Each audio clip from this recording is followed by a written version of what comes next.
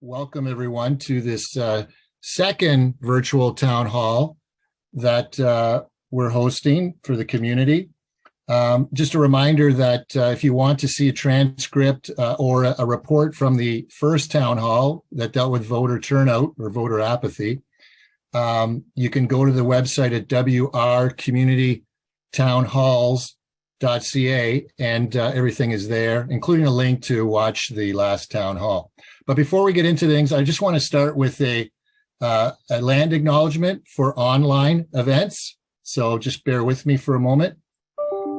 I'd like to begin by acknowledging the Indigenous peoples of all the lands that we are on today.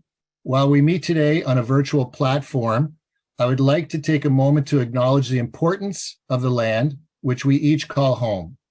We do this to reaffirm our commitment and responsibility in improving relationships between nations and to improving our own understanding of local Indigenous peoples and their cultures. From coast to coast to coast, we acknowledge the ancestral and unceded territory of all the Inuit, Métis, and First Nations people that call this nation home.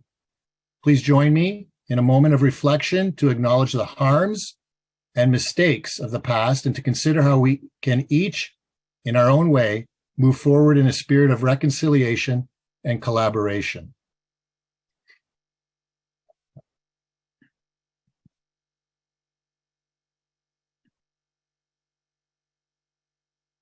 Okay. All right. Thank you for that. Now, just a couple of rules of etiquette, so to speak. I just ask that everyone mute your microphones when you're not speaking. I ask that participants act respectfully and not interrupt speakers. Harassment or discrimination of any kind will not be tolerated.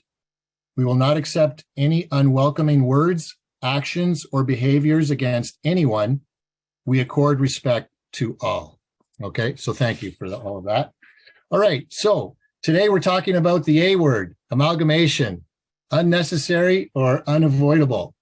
There's been a lot of interesting conversations that have started up in the community recently, especially following Bill 23 and the concept of a facilitator that has been discussed as being proposed to be sent to various municipalities.